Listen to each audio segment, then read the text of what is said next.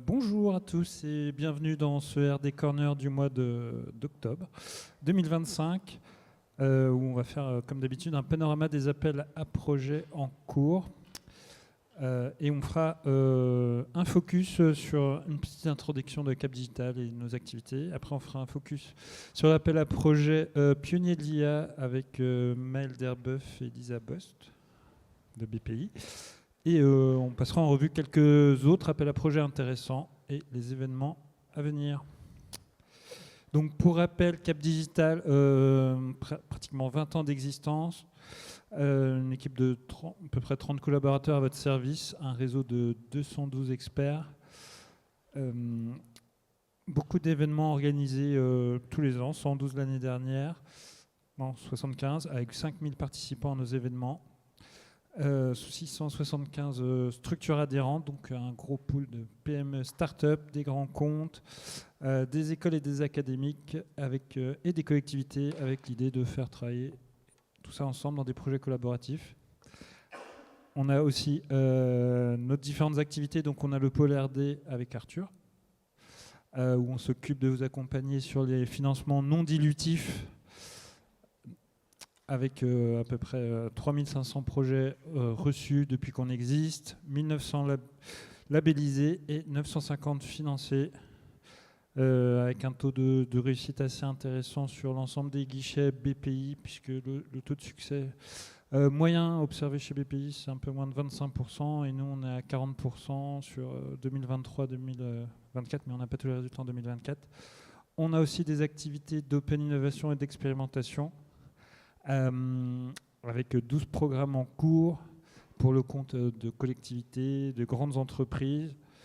On a aussi une équipe Europe à votre service si vous souhaitez vous positionner sur des appels à projets européens, avec une cinquantaine de projets accompagnés, 5 en cours, et aussi un gros réseau de partenaires européens pour constituer vos consortiums. On a aussi toute une série d'activités et de services pour l'aide au développement des startups et PME, que ce soit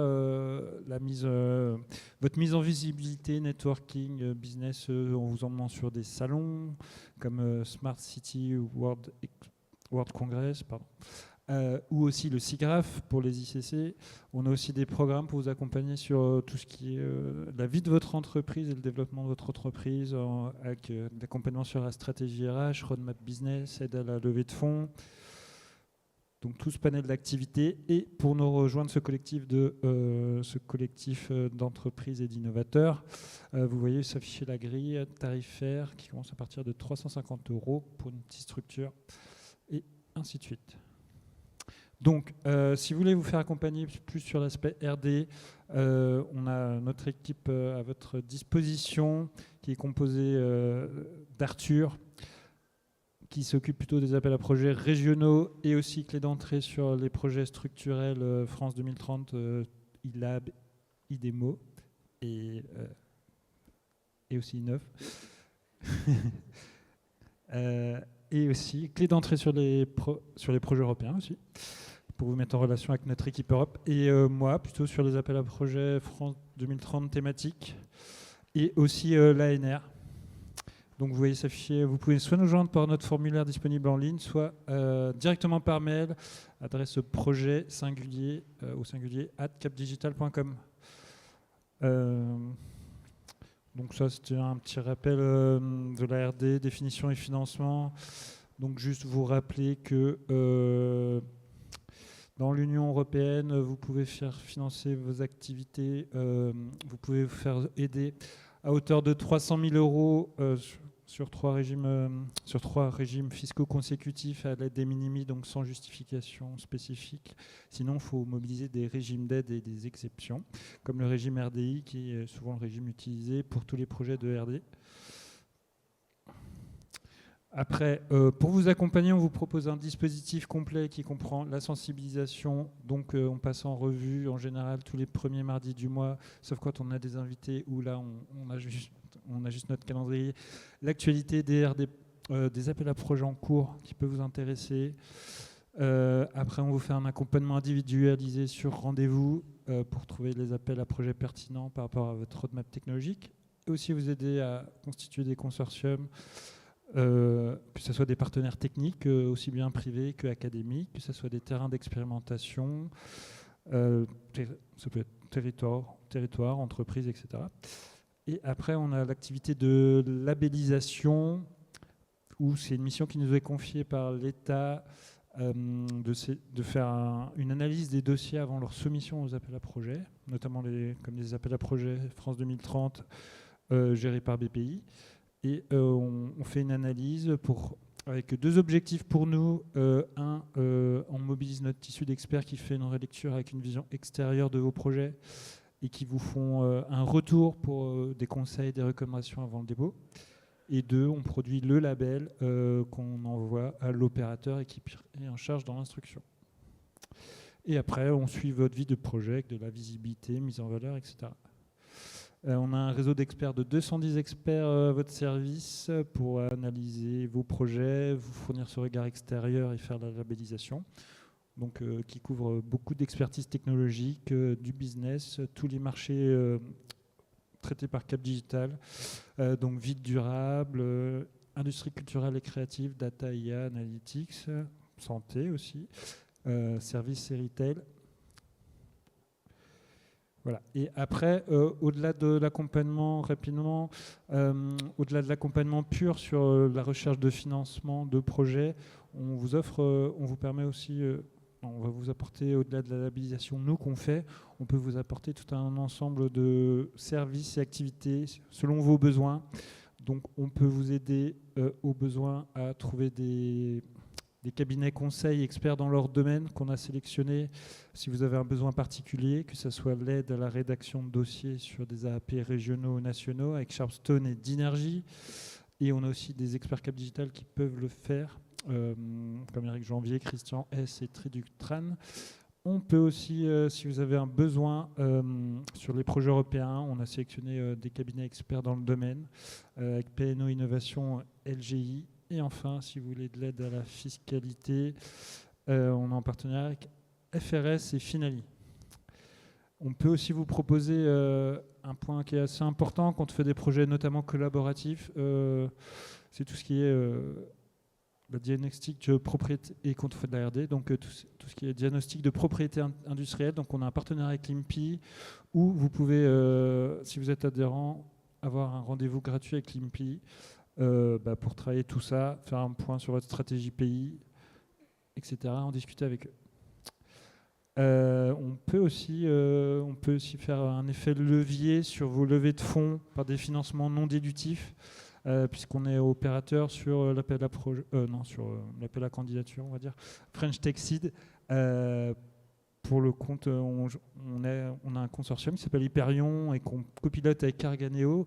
Et on labellise des projets pour le compte de BPI avec 8 autres membres experts permanents, 50 Partners, Sowifoon, Creative Valley, Université Gustave Eiffel, Incube Sorbonne Paris Nord, Paris & Co, Descartes Développement et Innovation, Green Tech Innovation. Et en fait, cet appel à candidature, ça s'adresse aux startups innovantes de moins de 3 ans stricts qui souhaitent bénéficier d'un levier de financement complémentaire, non dilutif, prenant la forme d'obligations convertibles en complément de leur levée de fonds et obligations convertibles qui sont fournies par BPI. Donc peut-être les critères de sélection rapidement, vous devez avoir moins de 3 ans, vous devez être en phase de levée de fonds en seed et répondre à 4 critères de la Deep Tech.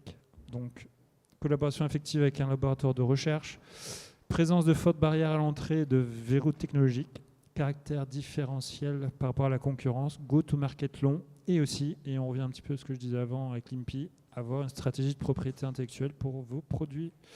Et ça vous permet de lever en obligation entre 50 000 et 250 000 euros en plus de votre levée.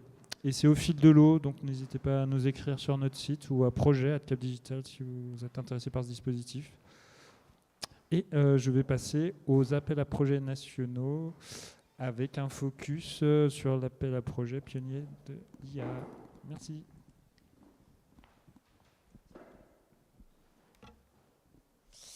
Bonjour à tous, donc Maëlle Derbeuf de BPI France. Donc on va vous présenter l'appel à projet des pionniers de l'intelligence artificielle. Alors il y a une petite erreur sur la slide, il est ouvert jusqu'au 9 juin 2026 avec pour la première phase 3 relèves intermédiaires dont la prochaine et la première sera le 5 novembre. Donc rapidement le plan de ce qu'on va vous présenter, on va vous réintroduire le plan France 2030 dans lequel s'insère l'appel à projet pionnier de l'IA, représenter un peu plus le contexte général de cet appel à projet, la collaboration particulière à double opérateur entre BPI France et l'INRIA, et puis on reviendra plus en détail sur les modalités de financement, le dossier de candidature et puis également le calendrier de cet appel à projet un peu particulier.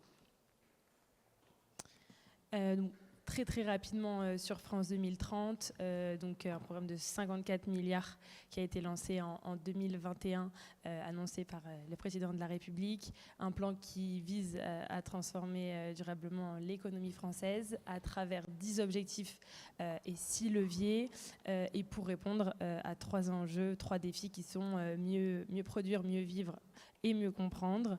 Je ne vais pas vous relister tous les objectifs et les leviers, mais il y en a évidemment qui font particulièrement résonance avec cet appel à projet, notamment dans les leviers maîtrisés, donc les technologies numériques souveraines et sûres, et puis développer l'excellence de nos systèmes d'enseignement supérieur, donc notamment avec la collaboration avec l'INRIA. Et le plan France 2030, nous sommes 4 opérateurs, donc, dont BPI France, mais vous avez également l'ANR, l'ADEME et la Caisse des dépôts qui opèrent également d'autres appels à projets. Donc, on va maintenant rentrer directement dans le contexte de l'appel à projet. Donc, sur l'appel à projet pionnier de l'IA, donc, ce qu'il faut retenir, c'est né vraiment d'une volonté de l'État de co-construire donc, avec ses opérateurs un dispositif un peu nouveau, très agile et qui va vraiment soutenir donc, les technologies de rupture en intelligence artificielle. Donc voilà, c'est un cahier des charges qui se veut très sélectif sur ces aspects-là et qui souhaite aussi financer des projets qui seront très prometteurs en termes d'impact sectoriel. Pour arriver à financer ce genre de projet et ne pas les ralentir dans leur développement, l'idée c'est vraiment d'avoir un processus accéléré, en entonnoir et en phase bien distincte qu'on va vous présenter. Voilà, donc les grands principes, encore une fois, donc de la rupture techno et de l'impact sectoriel. Il y a 4 secteurs qui sont indiqués comme prioritaires dans le cahier des charges. Donc la conception et la production industrielle, la santé, la transition écologique et la sécurité. Donc c'est quelque chose qui sera vraiment pris en compte pour la sélection des projets. Et donc sur le grand principe de l'appel à projet, donc c'est un dispositif en entonnoir, donc avec une sélection au fil du développement des projets pour passer d'une phase à l'autre. Donc voilà les 3 phases en question. Donc là, le 5 novembre, donc la première relève, c'est pour candidater à la phase 1 de l'appel à projet. Il y aura 3 relèves, donc celle en novembre, une en mars et une en juin. La phase 1 vient financer les projets aux phases de faisabilité. Une fois la phase 1 donc, terminée pour les lauréats, ils pourront, donc, s'ils atteignent les objectifs de la phase 1, candidater à la phase 2, qui là vient sur une montée en maturité vers un démonstrateur. Et donc, si la phase 2 est un succès, les projets donc, pourront candidater en phase 3 et là, vraiment monter en maturité sur des TRL 7 à 8. Alors, au-delà de, donc c'est un appel à projet qui est un petit peu spécial par ces 3 phases, mais au-delà de ces 3 phases, il est aussi particulier parce qu'on est à 2 opérateurs, donc avec l'agence de programme numérique qui est soutenue par l'INRIA.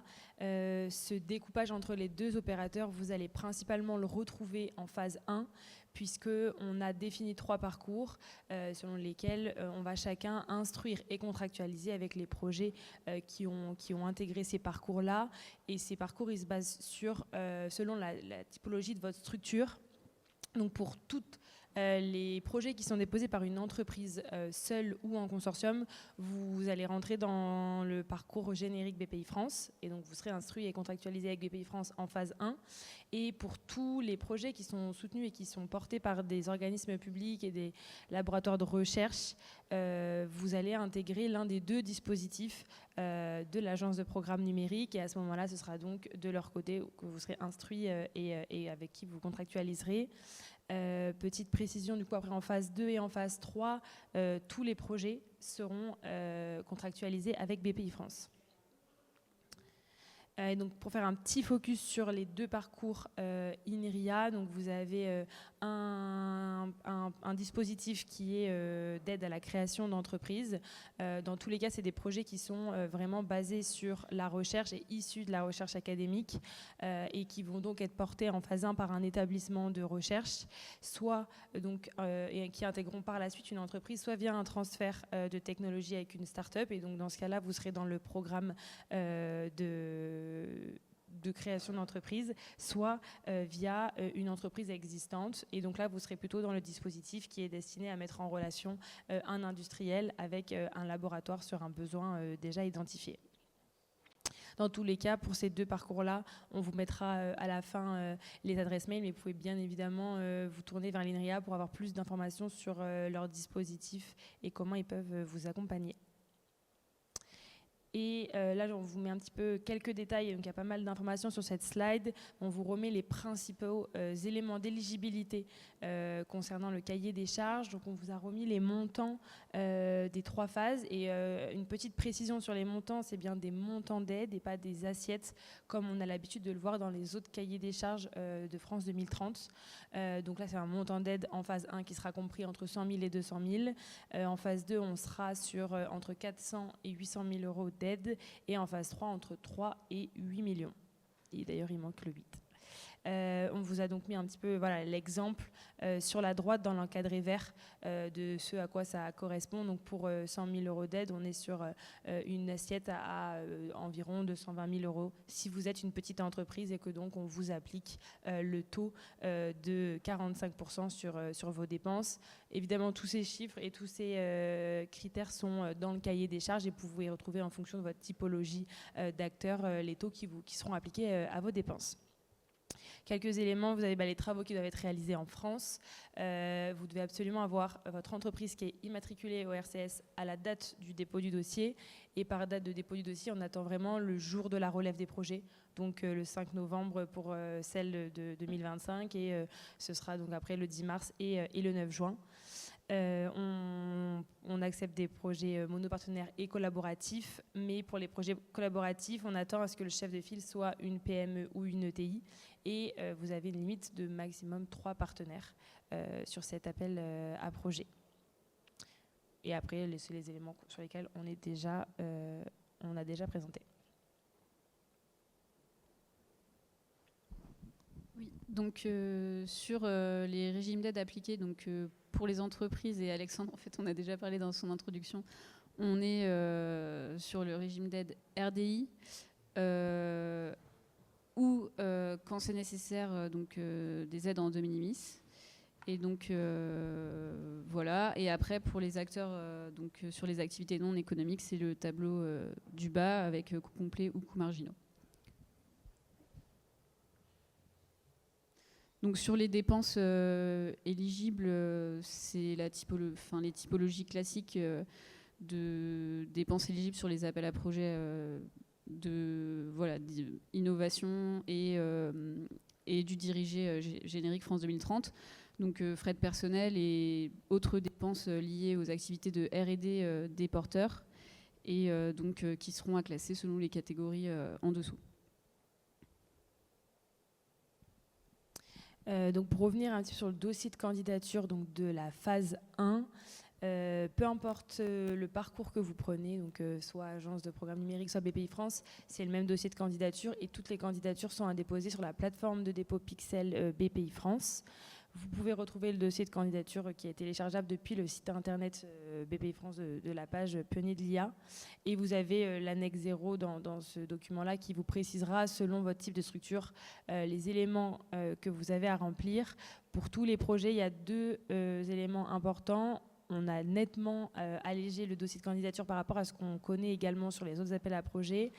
Donc vous avez les dépenses du projet qui seront à renseigner directement sur la plateforme et vous avez une présentation détaillée d'une dizaine de pages. Donc ça, à la différence de d'habitude où on vous demande souvent des slides, là ce sera donc une présentation détaillée qui sera en 3 parties.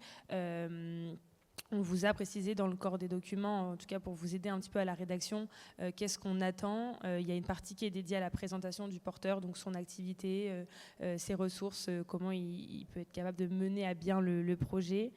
Vous avez une seconde partie où on attend que vous détaillez l'ambition du projet stratégique et d'un point de vue technologique sur les phases 1, 2 et 3, donc vraiment sur l'ensemble du projet, et que vous donnez aussi quelques éléments de retombées économiques que vous visez à terme. Et puis la dernière partie, et la plus importante aussi, c'est de vraiment rentrer dans le détail de cette phase 1, de vos dépenses, de faisabilité, de présenter vos lots, le détail de tout ce que vous allez mettre en place sur cette première phase. Et puis après, pour les autres documents, comme je vous disais, ça va dépendre de votre type de structure, mais on retrouve les éléments habituels, les prévisions économiques, la fiche de demande d'aide qui doit être retournée signée, et puis les documents administratifs en fonction de votre structure. Peut-être précision sur la grille d'impact, qui est un élément très important sur France 2030, qui n'est en phase 1 et en phase 2 pas obligatoire d'être complété. Il le sera, ce sera un attendu fort en phase 3, mais donc en phase 1 et en phase 2, c'est pas obligatoire. Voilà, donc sur les critères de sélection, donc ils sont plus détaillés dans le cahier des charges, mais simplement pour dire que ça, c'est les critères de sélection de la phase 1. Donc dès la phase 1, on va étudier à la fois donc, le degré de rupture et de verrou technologique du projet dans sa phase de faisabilité, mais aussi la promesse d'impact, la pertinence des impacts et des cas d'usage qui sont entrevus. Et ces critères seront suivis donc, également pour les candidatures phase 2 et 3, avec des critères supplémentaires qui viendront s'ajouter pour vérifier la bonne montée en maturité du projet et toujours le maintien de sa pertinence sur les cas d'usage et les impacts qui sont visés. Et on termine avec cette slide de calendrier où il y a vraiment pas mal d'infos.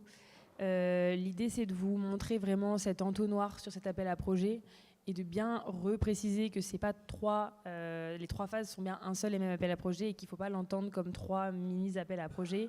Il n'y a pas de possibilité de rentrer en phase 2, on peut le dire tout de suite, ni en phase 3. La phase 1 est obligatoire pour tout le monde.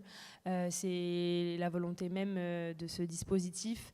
Et en termes un petit peu de deadline, vous avez donc 3 mois qui sont comptés entre la date de dépôt, la relève des projets et la contractualisation en moyenne, et ensuite vous avez donc 6 à 12 mois sur la phase de suivi de cette phase 1, et c'est une fois à la fin de la phase de suivi, donc pour les projets qui auront été sélectionnés, qu'on pourra, côté BPI France et avec l'INRIA, donner un avis favorable ou non pour un passage en phase 2, donc il n'est pas systématique, ni en phase 2 ni en phase 3. Et donc après, sur les 2 phases suivantes, on est sur du fil de l'eau. Il n'y a plus ce système de relève. Ça va vraiment dépendre de la vie des projets et de la réussite des objectifs qui auront été fixés. Mais donc le début de la phase 2 ne sera pas avant minimum 1 an pour les premiers projets. Et puis, autre précision, la phase 3, on revient sur un process classique de France 2030, puisqu'on est sur des montants beaucoup plus importants. Donc on retrouve ce qu'on connaît avec une phase de présélection, des auditions avec des experts indépendants et une phase d'instruction et un passage en comité interministériel. Et puis, dernière précision, les 2 relèves, donc 10 mars 2026 et 9 juin, sont très importantes. C'est-à-dire que si vous sentez que c'est trop juste le 5 novembre, n'ayez pas peur de postuler à celle d'après. Voilà, l'enveloppe budgétaire, on la prend en compte sur les 3 relèves. On sait qu'il y a énormément de demandes sur cet appel à projet. On reçoit beaucoup de sollicitations. Et donc, il vaut mieux que vous attendiez la relève 2. Si votre dossier n'est pas prêt pour le 5 novembre, il sera totalement pris en compte au même titre en relève 2 et 3. Merci. Et là, on vous a mis les adresses mail génériques auxquelles vous pouvez nous contacter si vous avez des questions particulières par rapport à votre projet. Merci beaucoup. Je vais juste reprendre la télécommande, s'il vous plaît. Alors, juste pour finir, et après on va passer aux questions-réponses, on va juste parler peut-être la labellisation sur cet appel à projet spécifique. Donc, pour rappel, la labellisation, ça permet...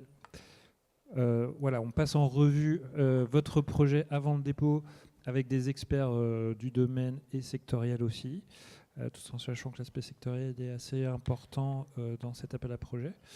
Donc l'objectif de nos experts, c'est d'évaluer l'innovation et le positionnement par rapport à l'état de l'art. Donc ici, on parlait de rupture, donc ça a tout son sens.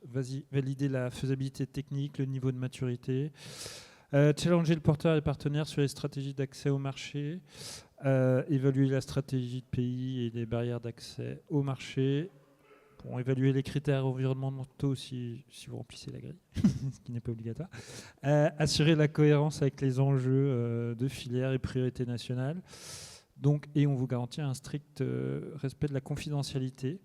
Donc nous, on a nos experts et nous-mêmes, on est soumis à une charte de déontologie et on est tenu au secret professionnel. On peut discuter aussi le nom des experts susceptibles d'avoir accès à votre dossier, bien entendu, et protéger vos innovations et trouver le juste équilibre entre donner suffisamment d'informations pour permettre l'évaluation du projet sans dévoiler d'informations trop sensibles de votre projet. Pas de communication de la part des pôles sur les projets sans votre accord, bien entendu. Et pour cet appel à projet très très agile et très très excessivement agile, on vous propose pour vos demandes de labellisation de venir nous voir avant le 22 octobre pour que nous, on ait 7 jours d'évaluation avec nos experts. On vous mettra de 2 à 3 experts sur vos dossiers. On s'engage à faire un retour sur 7 jours. On vous fait le retour en 2 jours, que vous puissiez aussi intégrer les commentaires des experts si vous jugez ça pertinent. Et on soumet au vote de notre CA les labels avant de transmettre à BPI. Le 5, parce que j'imagine qu'on n'aura pas de délai pour le coup. Ouais, on est d'accord ? Très bien. Et donc c'était fini sur ça. Et je vous propose de passer au temps de questions-réponses dans la salle et aussi sur Livestorm. Donc s'il y a des questions dans la salle, oui.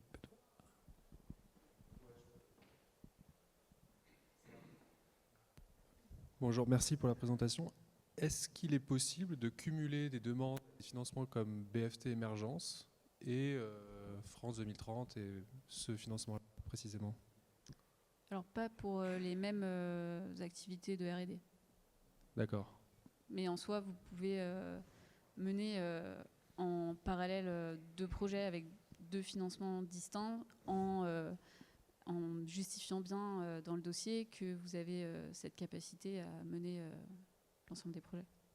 Il y a juste une interdiction de double financement des dépenses. Donc on peut juste pas avoir 2 dispositifs qui financent, comme le disait ma collègue, exactement les mêmes dépenses. Si elles sont différentes, c'est possible. Très bien, merci. Bonjour. Est-ce qu'il y a un bonus quantitatif ou qualitatif d'ailleurs pour les projets open source en termes de financement ou alors ça c'est quantitatif, mais ça pourrait être qualitatif. Je fais ça de manière un peu, on va dire, provocante. Enfin, je veux dire, mais on parle d'IA et tout le monde sait que la transparence par rapport à l'IA, ça va être important. Alors je sais que c'est compliqué au niveau de l'INRIA. Il y a des gens, d'ailleurs, il y a les comportements des équipes de l'INRIA vis-à-vis de l'open source, le vrai open source, je veux dire, pas le research only, se diffèrent en fonction des équipes. Mais je pense que la question mérite d'être posée au niveau national. Elle l'est en tout cas au niveau européen. Elle l'est parfois au niveau national, au niveau du Centre national de la cinématographie, qui favorise l'open source dans le financement. Là, pour le coup, c'est du qualitatif, mais du quantitatif, mais ça pourrait être qualitatif. Alors, dans ce cahier des charges, il n'y a pas de bonus qui est prévu là-dessus. Voilà. Et après, en général, sur la sélection, la valorisation dans le cadre de ce cahier des charges de stratégie open source, j'ai envie de dire, ça va de pair avec une stratégie globale générale. Et si ça paraît pertinent dans le projet, ça sera de fait valorisé dans la sélection. Mais je veux dire, il faut le mettre dans du coup, voilà, c'est pas spécialement mis en critère comme ça a pu l'être sur commun numérique. Et ça devrait être justifié en fonction des filières visées, des types de données utilisées, etc. Enfin, c'est du cas par cas en fait là. Oui, ça rejoint l'ambition en phase 3 d'avoir un projet qui rayonne un maximum dans l'économie, qui va structurer une filière. Donc si ça participe à sa structuration, ce sera positivement pris en compte. Mais par contre, effectivement, il y a eu des appels à projets comme l'appel à projets commun numérique il y a 2 ans qui étaient vraiment focus sur cette partie-là. Mais en tout cas, ce n'est pas le cas de Pionnier. Bonjour, merci pour votre présentation. Moi, une petite question au-delà de la labellisation qu'on peut aller chercher avec Cap Digital. Est-ce que vous prenez en compte les labels numériques responsables comme plus-value dans le choix de vos projets? En tout cas, mentionner tous les labels que vous avez pour les porter à notre connaissance dans le processus. Voilà. Merci. Merci beaucoup pour la présentation.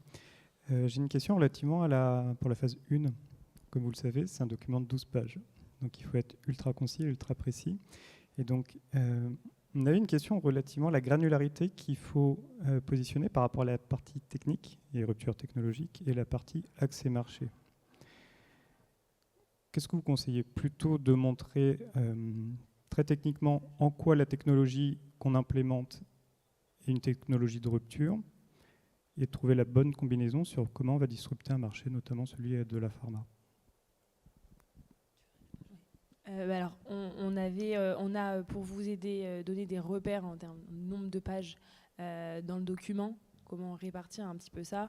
Ça reste que c'est un dossier de candidature de phase 1, donc là où on attend le plus grand niveau de détail, ça reste quand même sur la partie de rupture, parce que vous n'avez pas d'interaction avec le jury, donc on va vous sélectionner sur cette base-là. Par contre, quand vous abordez, alors c'est moins important on va dire en termes de volume de pages, mais quand vous abordez la partie sectorielle, c'est important qu'on comprenne justement le marché que vous atteignez et comment vous allez vous y prendre, sans peut-être effectivement avoir le même degré de détail que sur la partie techno. Et je rajouterais que donc, ce document, on l'a structuré pour répondre aux critères de sélection donc, qui sont tous cités de façon détaillée dans le cahier des charges. Donc je vous conseille aussi d'auto-évaluer votre dossier pour voir si il répond de façon exhaustive à ces critères. Et si vous voyez qu'il y a des trous dans la raquette, c'est là qu'il faut détailler, quoi.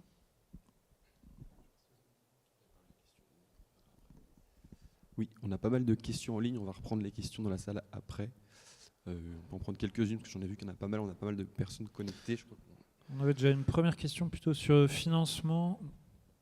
Mais je pense que tu me corrigeras, je crois que j'ai déjà la réponse. Mais parce qu'il y avait le montant d'aide déterminé par le taux RDI, mais après, on est d'accord, c'est que de la subvention. Hein. Il n'y a pas d'avance remboursable en phase 1. En phase 1, oui. Et après, phase 2 et phase 3 on est sur un maximum de 50% pour les entreprises. D'avance remboursable? Oui. Ok. Et par contre, c'est bien indiqué dans le cahier des charges, dans la partie modalité des aides. Et après, j'avais juste...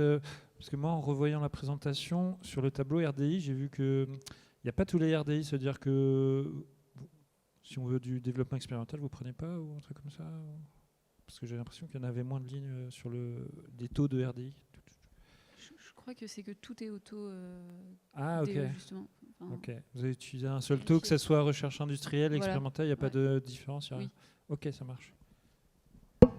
Après, on a pas mal d'autres questions. Il y a une première question sur des cas types pour le secteur stratégique de la conception et de la production industrielle. Est-ce que vous avez quelques exemples là-dessus? bah, non, enfin, je veux dire, c'est un secteur qui est hyper vaste et on peut pas vraiment nous donner de ligne directrice là-dessus. Ok. Et on a une autre personne qui aborde le sujet de la EdTech qui n'est pas spécifié dans cet appel à projet. Est-ce que vous suggérez quand même de déposer un dossier ou ce n'a pas vraiment de sens? Oui, alors c'est comme ce qu'on disait, c'est un petit peu, il y a 4 domaines qui ont été identifiés comme prioritaires. On reste ouvert, vous pouvez totalement déposer une candidature si vous avez un projet tech ou autre, il sera quand même évalué, il sera juste au regard des 4 autres domaines et des dossiers, de la qualité des dossiers qui sont présentés, moins prioritaire qu'un des 4 secteurs qui a été mentionné. Ensuite, on a une autre question plutôt sur les modalités, sur plutôt le dossier. Est-ce que il faut présenter les partenaires, le partenaire dans le projet, parce qu'apparemment il n'y a pas de rubrique prévue pour cela. Alors, si on ouvre une candidature en consortium, il y a forcément une partie pour les partenaires. Et d'ailleurs, il y a une partie partenaires financés et partenaires non financés. Et quand on parlait d'ailleurs tout à l'heure de maximum 3 partenaires, on parle de partenaires financés. C'est aussi totalement possible d'avoir des partenaires non financés et que vous pouvez qui pourront du coup compter et être pris en compte dans le dossier. On a une question. Je ne suis pas sûr de la comprendre. Comment s'organise la répartition des fonds après un avis favorable du Premier ministre entre la start-up incubée et l'incubateur? Dans le cas où la start-up quitte le dispositif, un transfert de fonds est-il alors prévu? En plus, ça concerne plutôt les parcours INRIA, de ce que je comprends. Donc, peut-être s'adresser à l'adresse mail qu'on a mis en dernière slide. Plutôt s'orienter vers l'INRIA pour les questions de ce type-là. C'est noté. Et également, donc, on a une question sur la phase 1. Est-il possible d'engager des dépenses de R&D pour étudier la faisabilité, ou est-ce qu'il y a un overlap avec la phase 2? Je pense, si je comprends c'est la l'objet question, de la phase 1, du coup, oui. la FESA. Donc, Oui. ouais, c'est bon. Oui, Normalement, c'est ça. c'est raccord. En tant qu'entreprise de cybersécurité DeepTech, comment nous nous inscrivons dans cet appel à projet?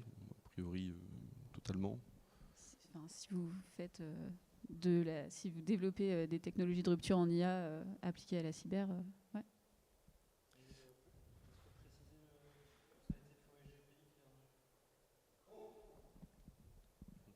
Qui a été annoncé un appel à projet cybersécurité haute intensité, c'est ça? Enfin, c'était à la journée du SGP. Ah, vous étiez peut-être parti. Mais donc pour la cyber, il y avait l'annonce. J'ai plus son nom. Il s'occupe de la cyber au SGPI.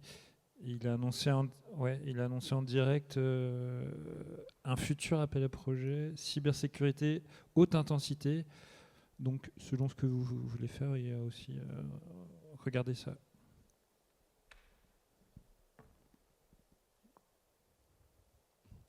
On aura une question qui va peut-être se poser, en effet, vu que c'est quand même un fonctionnement assez agile, avec des retours assez rapides. Est-ce que, du coup, un projet qui est refusé sur, imaginons, le 5 novembre, peut recandidater? Comment va être reconsidérée sa nouvelle candidature? Enfin, comment ces questions-là peuvent être prises en compte? Oui.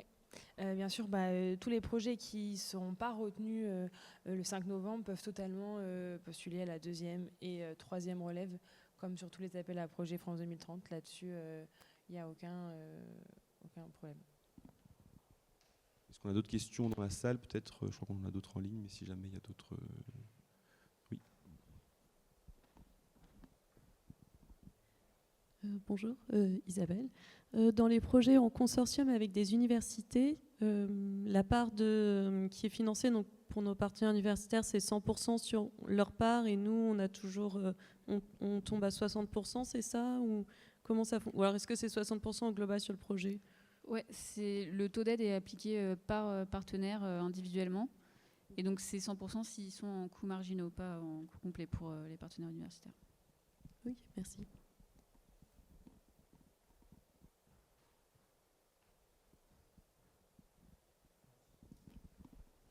Deuxième petite question.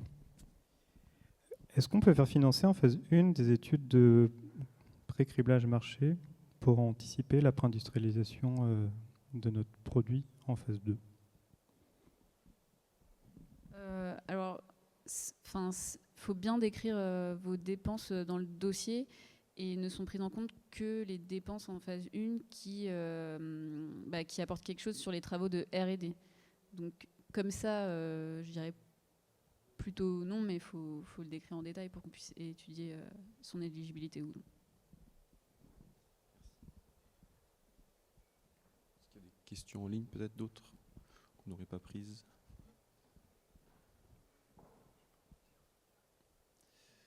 On a une question sur la création de la société. Est-ce qu'on peut candidater si la structure n'est pas encore créée ? Alors là, du coup, c'est ce qu'ils expliquaient tout à l'heure, c'est le parcours INRIA. Oui, et puis en fait, sur le parcours INRIA, si jamais vous êtes un chercheur qui porte le projet, en fait, c'est la structure académique qui va postuler. Donc, à aucun moment, on va financer une personne physique sur ce dispositif. Très clair. Ensuite, un partenaire peut-il rejoindre plusieurs consortiums ? Là aussi, peut-être aussi un partenaire industriel, notamment. Certains, ça peut se poser la question. Ça, c'est un petit peu toujours la même philosophie, c'est que oui, c'est possible. Il faut juste, après, nous, ce qui va être vérifié, c'est est-ce que la structure a les ressources financières et humaines pour mener les projets de front si ils étaient tous sélectionnés. Ouais, et donc, c'est l'occasion de repréciser que vous pouvez être monopartenaire en phase 1, rejoint par des partenaires au fil de l'eau sur les phases suivantes, dans un maximum de 3 partenaires. Je pense qu'on a fait à peu près le tour des questions. Il y en a une autre sur la santé. Mais bon, oui, la santé est un secteur prioritaire de cet appel à projet. Je pense que ça a été mentionné. J'ai une dernière question dans la salle et puis on va pouvoir poursuivre. J'ai une question sur les dépenses éligibles. Ce n'était pas explicitement mentionné que les dépenses cloud étaient couvertes donc pour le développement d'un POC. Est-ce que c'est le cas ? Est-ce que ces dépenses sont couvertes ? Ça peut représenter un montant important des dépenses ?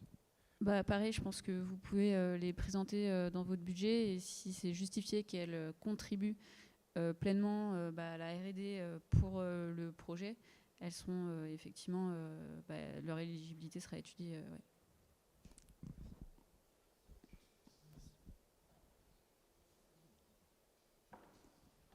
Je pense qu'on a fait le tour des questions. Alexandre, je te laisse poursuivre du coup. Merci Lisa, merci Maëlle pour la présentation et la réponse aux questions. Et bon courage pour la relève. Merci. Et on vous propose de continuer un petit peu le tour d'horizon des appels à projets. Pour le coup, n'hésitez pas, si vous avez un intérêt pour la labellisation sur cet appel à projet, de nous contacter à notre adresse, projet@capdigital.com. Je rappelle un petit peu notre calendrier, donc 22 octobre pour relever les dossiers et vous faire un retour et labelliser dans les temps de l'appel à projet. Après, peut-être deux, trois autres appels à projets nationaux qu'on suit encore et qui sont d'actualité. Culture immersive et métavers. L'objectif, c'est de faire des activités culturelles, le laboratoire des expériences immersives et des métavers en visant la démocratisation et l'élargissement des publics. Les projets cibles, ils doivent comporter une forte dimension d'innovation pour industrialiser la production et la diffusion d'expériences culturelles dans les environnements immersifs et les métavers. Sont portés par des entreprises ou établissements culturels de l'ICC et adressent toute la chaîne de valeur, producteurs de contenu, distributeurs, lieux d'exploitation, fournisseurs de briques techno, etc. Donc un peu les caractéristiques des projets recherchés. Et après, vous pouvez travailler sur plusieurs thèmes, donc des briques technologiques souveraines, plein de briques différentes avec des propriétés de normalisation et de standardisation, comme de l'intelligence artificielle, des moteurs graphiques, technologies de captation, modélisation et animation en 3D, composants hardware, donc c'est assez large. Vous pouvez travailler aussi sur l'aspect plus diffusion et distribution, en ligne et hors ligne, donc plateforme ou agrégateurs numériques, ouverts et interopérables, adaptés à l'exposition de leurs œuvres, lieux physiques et diffusion de contenu immersif.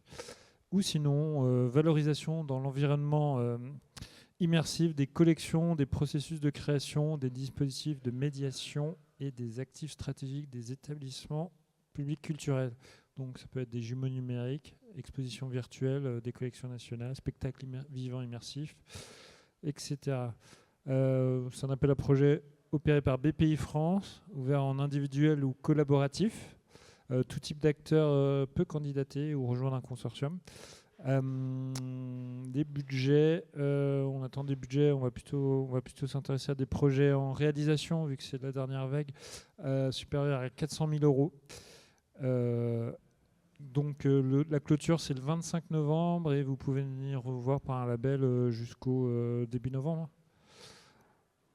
Si vous êtes intéressé, on a aussi l'appel à projet Espace de données, donc qui vise, comme son titre l'indique, la création d'espaces de données avec un cadre de confiance, bien sûr, entre un grand nombre d'acteurs qui représentent une ou plusieurs filières et qui inclut des outils logiciels dédiés au partage des données et à leur traitement.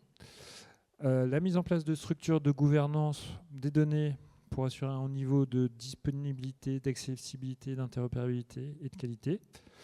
Et vous pouvez opérer dans plusieurs domaines, logistique, informatique, intelligence économique, RH, design, marketing, démarche commerciale, traçabilité de pièces, économie circulaire, écologie industrielle, mobilité, sécurité et défense, environnement, etc. Donc c'est assez ouvert pour le coup. Au niveau des projets attendus, donc ce que vous pouvez faire, c'est financer le développement de plateformes, outils collaboratifs et d'interfaces de programmation applicative. Travailler sur l'interopérabilité des développements avec l'application des principes de GAIA-X. On attend une compatibilité des projets GAIA-X. On attend une structure ad hoc, le développement d'une structure ad hoc, soit en dépôt de projet, soit en fin de projet, qui s'occupera de la gestion opérationnelle de l'espace de données. Et il y a plusieurs sujets ciblés, donc traitement de massif de données, big data, sciences des données, et intelligence artificielle, robotique à base d'intelligence artificielle. Vous pouvez aussi aller sur le fonctionnement des systèmes d'intelligence artificielle en inférence ou en apprentissage, la gestion des approvisionnements, de la prévision de la commande et à la facturation, outils partagés pour la mobilisation et le maquettage numérique, la visualisation en réalité virtuelle, la traçabilité des pièces, et déploiement, maintenance et démantèlement des matériels ou installations. Donc là, on va aller sur du BIM, jumeau numérique, ce genre de choses. Toujours opéré par BPI France, soit en individuel si vous avez déjà la structure ad hoc qui souhaite candidater, donc des GUE, de sociétés de projet, ce genre de choses, ou collaboratif, avec 6 partenaires max, dont forcément une PME ETI, budget supérieur à 2 millions d'euros, c'est donc l'assiette éligible minimale. Le taux d'aide 48% maximum sur le projet, avec le régime RDI classique pour les entreprises de 25 à 60%. Et pareil, le régime des académiques au choix, donc 100% du coût marginal ou 50% du coût complet. Répartition de l'aide, on aura de la subvention à 60%, plus de l'avance remboursable. Et appel à projet, il se clôture cette année le 19 novembre. Il y a aussi d'autres relèves en 2026. Et pour novembre, vous pouvez nous voir jusqu'à la fin octobre, tout en sachant que là, c'est des auditions pour la sélection sur cet appel à projet. Et après, on va passer aux appels à projet régionaux avec Arthur. Oui, il n'y a pas de questions particulières, en tout cas pas en ligne. Je ne crois pas qu'il y en ait dans la salle. Donc je vais poursuivre cette présentation avec les dispositifs régionaux, avec cette présentation qui rappelle l'ensemble des dispositifs de la région Île-de-France qui existent, certains ouverts au fil de l'eau, comme InnovUp sur lequel je vais revenir, ou également sur la partie aide au développement commercial avec TPUp et PMUp, qui peuvent vous servir à financer plutôt donc, du développement commercial par des recrutements de profils commerciaux, présence sur des salons à l'international, ce type de dépenses ou augmentation des moyens de production dans certains cas, etc. Donc voilà, n'hésitez pas à solliciter cette aide régionale qui peut être intéressante dans votre stratégie. Sur la partie R&D plutôt, donc on va avoir donc des aides France 2030 régionalisées qui sont actuellement fermées. IDEMO région est encore ouvert, mais dans un cas un peu particulier. Et InnovUp Leader devrait réouvrir en 2026. Pour le reste, Innovup, pour Innovup, donc c'est le financement, le fonds régional de soutien à l'innovation qui va vraiment financer des projets de tout type, qui vont de la faisabilité jusqu'à l'expérimentation. Donc on est sur des enveloppes qui vont de 30 000 euros à plus de, qui peuvent aller jusqu'à 1 million d'euros. Voilà, il n'y a pas de thématique. Après, il y a quand même quelques thématiques prioritaires de la région sur lesquelles il est plus intéressant de s'inscrire. Là-dessus, il ne faut pas hésiter à nous contacter. On peut discuter de votre projet avant de bien savoir si ça peut correspondre à ce qu'attend la région, etc. On est sur des projets de relativement courts, entre 6 et 24 mois, pour des budgets qui peuvent varier entre, comme je disais, 50 60 000 euros et plusieurs millions d'euros dans certains rares cas, avec des mix qui vont être faits pour des gros projets entre de la subvention et de l'avance remboursable ou du prêt à l'innovation. Ensuite, donc, la région propose une déclinaison thématique de ce dispositif pour financer des démonstrateurs dans les domaines de la silver economy d'une part. Donc là, on a un dispositif qui va permettre de soutenir de l'expérimentation de solutions innovantes en situation réelle. L'idée, c'est de financer une start-up PME ou jusqu'à l'ETI pour qu'elle vienne réaliser un démonstrateur en lien avec un acteur de la silver economy, donc un terrain d'expérimentation de type EHPAD, maison de retraite, voilà, ce type de terrain en particulier. Sur des thématiques qu'on va retrouver ici, on a 5, la santé, la prévention, le soutien aux aidants, l'inclusion sociale ou la mobilité, l'aménagement des espaces. Et là-dessus, la région s'appuie en fait sur 2 partenaires, dont Cap Digital et Silver Valley, pour préqualifier les projets avant tout dépôt de projet, vous accompagner voire même dans la recherche de terrains d'expérimentation. On sait que c'est pas toujours facile. Là-dessus, Silver Valley a un réseau assez conséquent pour vous aider là-dessus. Nous, on peut vous donner aussi certains conseils sur la partie plutôt technologique si c'est des projets numériques. Et voilà, on va vraiment valider avec vous l'appétence de ce projet pour la région avant le dépôt et accompagner ensuite au-delà. Ça peut permettre aussi pour les projets lauréats d'avoir une meilleure mise en visibilité parce que la région va vraiment vous mettre en avant sur ses communications, événements et autres dès qu'elle le peut sur ces dispositifs. Enfin, dernier avantage, c'est une bonification de la part de subventions comparée à un Innovup classique. Jusqu'à 500 000 euros de budget de projet, la part d'aide intervient uniquement en subvention, donc ça c'est particulièrement intéressant comparé à l'Innovup classique qui a très vite un mix qui est proposé entre la subvention et de l'avance remboursable. Le dépôt se fait au fil de l'eau. Là, vraiment, il n'y a pas de comité de la région. C'est vraiment dès que le projet est soumis. Et enfin, donc, sur la deuxième priorité régionale, qui est la transition écologique des territoires, la logique est exactement la même. On est sur des projets de financement de démonstrateurs de 6 à 18 mois.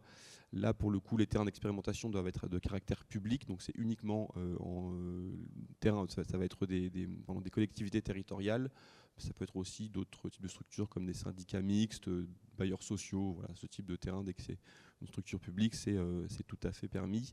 Là-dessus, on est toujours en partenariat avec d'autres structures qui sont la Fondation Solar Impulse d'un côté et l'association Construire le futur, habiter le futur.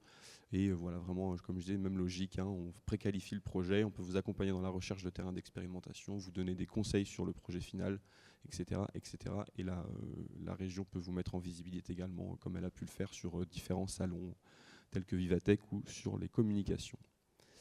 Voilà pour la partie région. Je ne suis pas sûr qu'il y ait de questions. Si je vois une question en ligne, donc le TRL minimum maximum en début et fin de projet pour un Innovup. Donc, comme je disais, c'est vraiment sur toutes les étapes de la R&D. Donc ça peut être des financements pour des projets de faisabilité très amont jusqu'à des projets beaucoup plus matures avec des TRL très élevés. Il n'y a pas d'attente particulière là-dessus. Il faut juste que ce soit cohérent sur la durée qui est en partie de 24 mois. Si vous déposer un projet de faisabilité, on se doute bien que ça ne va pas donner lieu à une expérimentation dans le même temps sur 24 mois. Mais voilà, sinon il n'y a pas de choses particulières. Est-ce que France 2030 doit prendre fin à la fin de cette année ? Nous, on a confirmation qu'il devrait y avoir, encore dans une confirmation plus formelle, une vague sur l'année 2026 pour InnovUp Leader. On ne sait pas encore les dates exactes, mais elles devraient être publiées.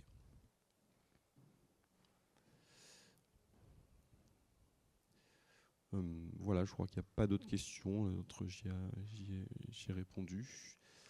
Et donc pour terminer, sur quelques dispositifs européens qui peuvent peut-être intéresser aussi les startups, donc qui s'inscrivent dans le programme cadre Horizon Europe de soutien à la recherche, au développement et l'innovation, notamment dans le pilier 2, donc certains grands projets ont bénéficié d'une enveloppe pour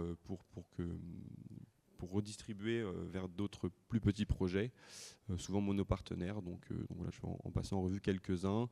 C'est juste un rappel là, de la structure du pilier 2 avec les différentes grandes typologies de projets, avec des projets plutôt amont, avec les Research in Innovation Actions, et ensuite qui vont pour des TRL entre 2 et 5, qui vont ensuite pouvoir être financés sur des Innovation Actions pour des TRL un peu plus aboutis. Voilà, c'est des appels à projets assez compétitifs où il faut réunir des grands consortiums généralement.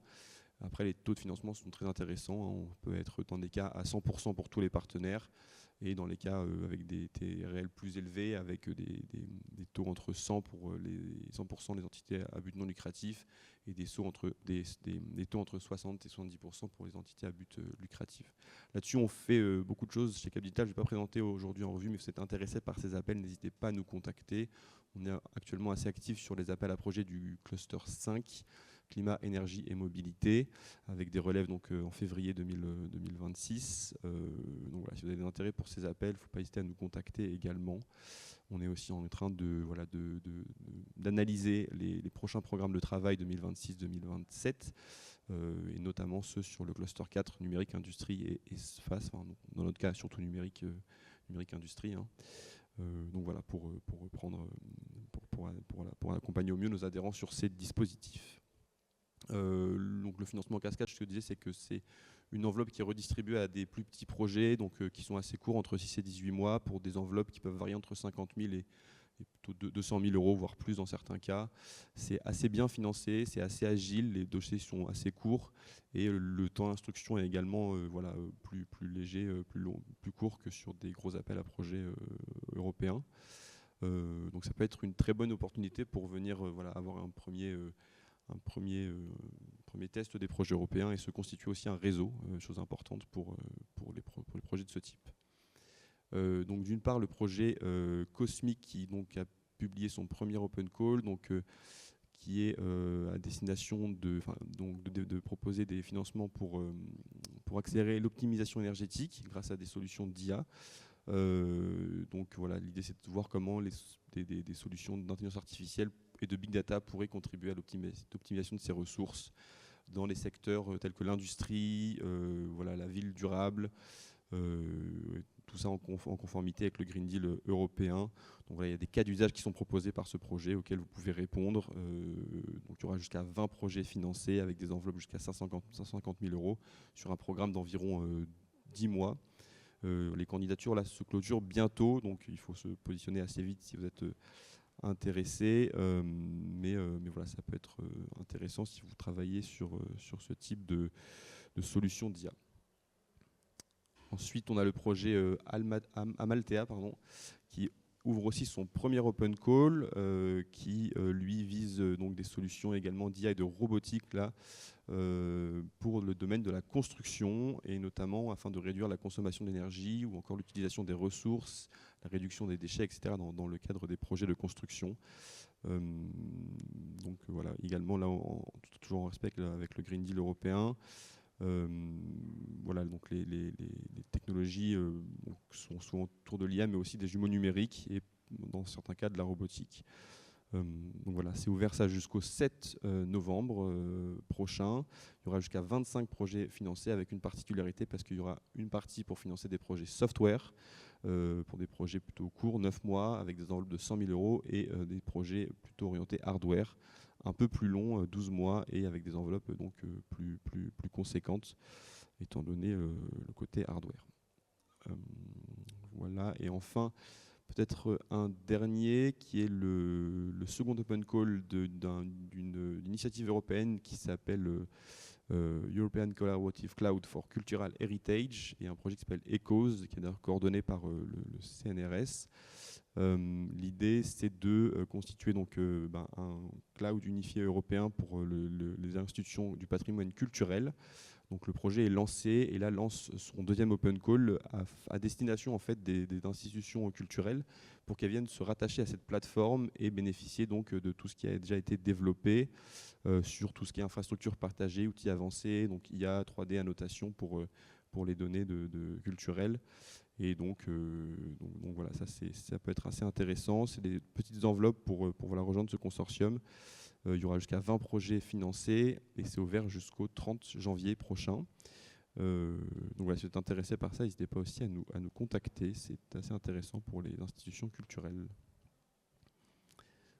Voilà, un petit rappel des aides pour se faire accompagner au montage de projets européens. C'est plutôt à destination des grands projets Horizon Europe, mais BPI France offre un DIAG Europe pour les projets de type EIC Accélérateur notamment, ou un DIAG Partenariat technologique international pour les projets collaboratifs. L'idée, c'est de cofinancer une prestation de conseil avec donc des structures qui sont référencées. Hein, nos partenaires le sont à ce titre. Et voilà. Et puis après, il y a d'autres aides qui peuvent être disponibles sur la région Île-de-France ou Hauts-de-France. Voilà. Deux événements qui peuvent peut-être être intéressants si vous êtes dans le domaine de l'innovation énergétique. La BPI, donc, qui a repris le PCN Climat-Énergie, organise avec son homologue UK un événement de matchmaking de structures. Donc voilà, si vous voulez vous inscrire, les inscriptions sont fermées en ligne, mais n'hésitez pas à nous contacter, on peut vous mettre en relation avec eux pour que vous soyez inscrits. Et enfin, un événement sur du relais Culture Europe pour passer en revue les financements européens pour les startups, donc sur les différents programmes Horizon Europe, mais aussi Europe Créative ou autres. Voilà, je ne sais pas s'il y a des questions sur cette partie Europe. Je ne vois pas dans la salle. Il y a une question sur le premier appel à projet, ce qui cible les startups. Oui, tout à fait. Hein. Tous ces appels à projet open call sont vraiment, vraiment très, très ciblés pour les startups. Voilà, il n'y a pas de conditions de fonds propres. Voilà, il y a pas mal de règles qui font que c'est assez souple pour des startups de pouvoir candidater. Et je ne vois pas d'autres questions. Donc, on va passer à la fin de ce R&D Corner avec un rappel de notre programme e-action. Antoine, je te laisse. Bonjour. Moi, j'interviens juste pour les 5 dernières minutes. Je vous demande encore un tout petit peu d'attention pour vous présenter un programme qu'on vient de lancer qui s'appelle e-action et qui, vous allez le voir, est très, très, très complémentaire de l'appel à projet pionnier de l'IA. e-action est quoi ? C'est un programme d'accélération qui a une double vocation. Premièrement, de donner accès à de la puissance de calcul, et on va le voir de façon assez massive. Et deuxièmement, un programme d'accélération qui propose du mentorat, notamment sur les volets R&D, accès au financement dilutif et non dilutif. Je vais en reparler juste après. L'idée, c'est d'offrir à des startups deep tech franciliennes, puisque c'est un programme qu'on a monté avec le soutien de la région Île-de-France, donc permettre à des startups deep tech franciliennes de l'IA d'avoir un accès gratuit à de la puissance de calcul HPC, comme on dit, donc High Performance Computing, 100% souveraine, puisque c'est un programme qu'on a monté avec un adhérent de Cap Digital qui s'appelle Eclairion. Eclairion, pour ceux qui ne le savent pas, c'est un opérateur qui a créé un centre de calcul, ou en tout cas un des centres de calcul de Mistral AI, qui est basé à Bruyères-le-Châtel, le centre de calcul. Et en fait, Eclairion a une vraie volonté de faire du give back à l'écosystème innovant francilien notamment, et a donc réservé une petite partie de ses GPU à ce programme e-action et ouvre donc une partie de sa puissance de calcul aux startups que l'on va sélectionner. C'est 100% gratuit, c'est ce que vous pouvez retenir aujourd'hui. Et l'idée, c'est de retenir 10 startups deep tech qui seront accompagnées chaque année pendant 3 ans. Là, on vient d'ouvrir le premier appel à candidature qui va fermer le 5 novembre prochain. Et donc, c'est le bon moment pour candidater. Qui peut candidater? Les critères d'éligibilité sont assez simples. On vise des boîtes deep tech encore assez jeunes, moins de 5 ans d'existence, ou en tout cas créées après le 1er janvier 2020, avec un TRL compris entre 5 et 7 et basé, vous l'avez compris, en région Île-de-France. C'est un programme qu'on a conçu pour qu'il soit particulièrement rapide, qui colle avec la temporalité et aux besoins d'une start-up. On sélectionne les boîtes entre le 5 novembre et la mi-décembre, et à partir du 1er janvier, les entreprises auront accès au site de Bruyères-le-Châtel, des Clairions, pour faire leur entraînement de modèle, leurs besoins en calcul intensif. Et donc, pendant cette période de janvier, début janvier jusqu'à juin, elles auront accès au site. L'idée, vous l'avez compris, c'est évidemment d'offrir de la puissance de calcul, mais de permettre aux entreprises de bénéficier de tout l'accompagnement nécessaire pour soutenir leur développement d'un point de vue à la fois R&D, ou en tout cas technologique, puisqu'on a parmi les mentors et partenaires du programme 3 des 4 IA clusters franciliens dédiés à l'intelligence artificielle, donc Sky pour Sorbonne Université, Prairie pour PSL et iParis pour l'Institut Polytechnique et HEC.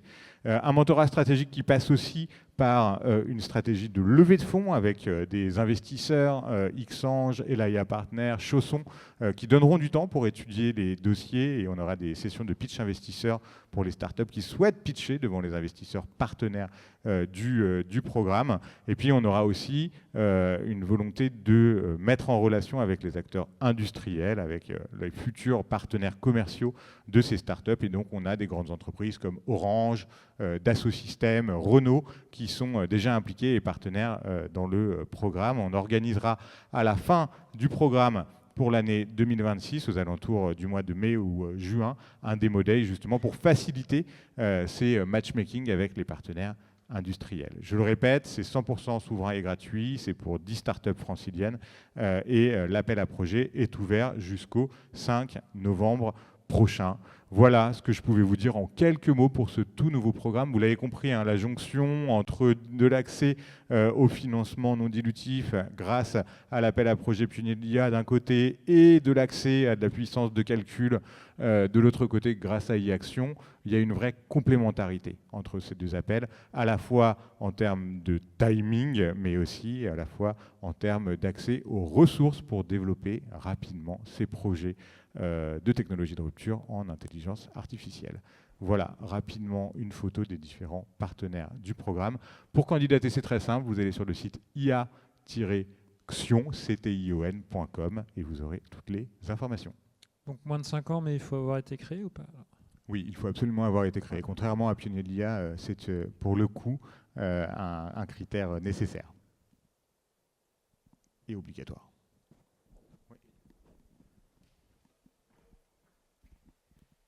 Oui, j'ai une question. En plus de la puissance de calcul, est-ce qu'il y a du stockage aussi disponible ou pas? C'est une très très bonne question. Il n'y aura pas de stockage directement proposé par le programme e-Action. Par contre, via nos partenaires académiques et notamment à travers Sky et le GenC, on aura la possibilité d'offrir un petit peu de stockage en fonction des besoins de chaque projet. Et c'est pour ça notamment que dans l'appel à candidature, quand vous regarderez le dossier de candidature, on demande quand même d'avoir pas mal de précisions sur les besoins en stockage.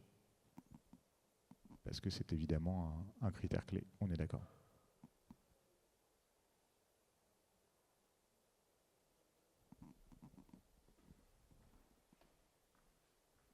N'hésitez pas à vous présenter avant de poser votre question, s'il vous plaît. Bonjour, donc je m'appelle Alexandre et je viens pour la startup Nolum Solutions.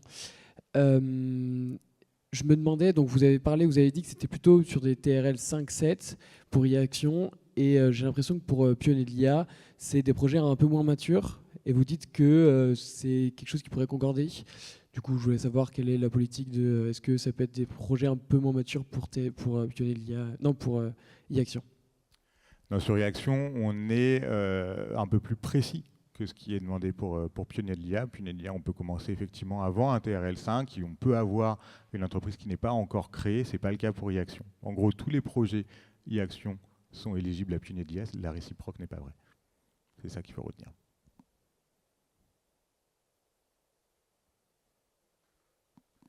D'autres questions en ligne peut-être?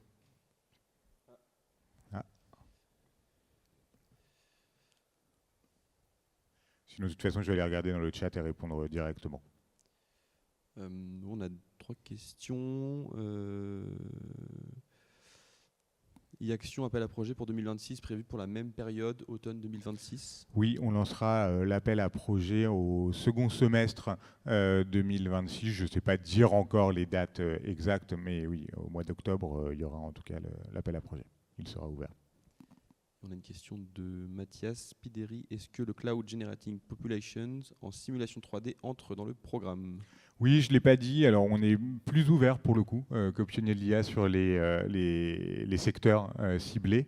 Et on a tenu à mettre notamment dans les secteurs éligibles tout le marché des industries culturelles et créatives et de la 3D dont on sait qu'il y a historiquement des forts besoins en calcul et qu'ils ne font qu'augmenter ces besoins-là. Donc oui, en l'occurrence, ces questions-là sont tout à fait dans le scope des projets attendus sur e-Action. Merci. Et la dernière question, c'est encore sur la relève 2026, donc il y a déjà des personnes intéressées pour l'année prochaine. Tout à fait, c'est ce que je dis notamment aux entreprises qui ne sont pas encore créées. Elles ne peuvent pas candidater là sur l'appel 2025, mais il est tout à fait possible de créer son entreprise dans les 6 mois et de candidater à partir de septembre ou octobre 2026. Merci beaucoup pour votre attention et puis je reste à disposition pour des questions, aussi bien pour ceux qui sont là et pour ceux qui sont en ligne, n'hésitez pas via le chat ou via le formulaire de candidature sur le site e-action.com.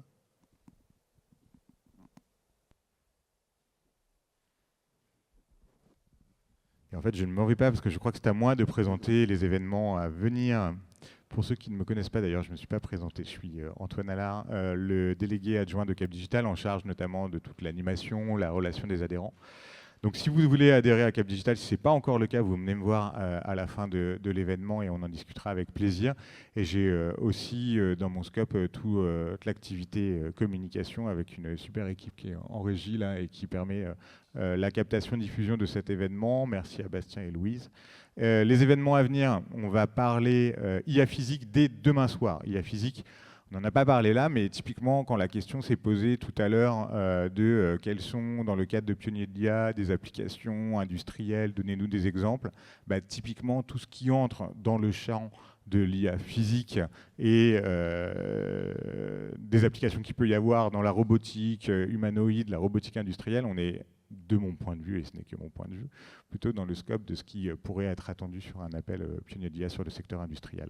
Demain, on en parle de l'IA physique, on en parle avec Wondercraft, avec le laboratoire Willow d'INRIA, on en parle également avec Renault qui sera présent et la Banque des Territoires.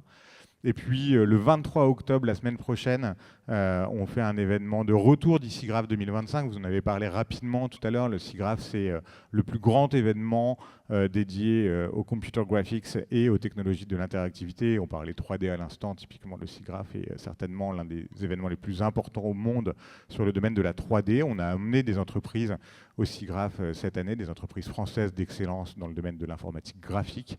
Et on va vous raconter ce qu'on a vu au SIGGRAPH, ce qu'on a découvert au SIGGRAPH, les tendances, comment évolue le marché des computer graphics, aussi bien dans le domaine de l'audiovisuel que dans d'autres industries. Quelle place l'IA occupe aujourd'hui dans le domaine de la 3D? Beaucoup de choses à dire sur ces sujets-là.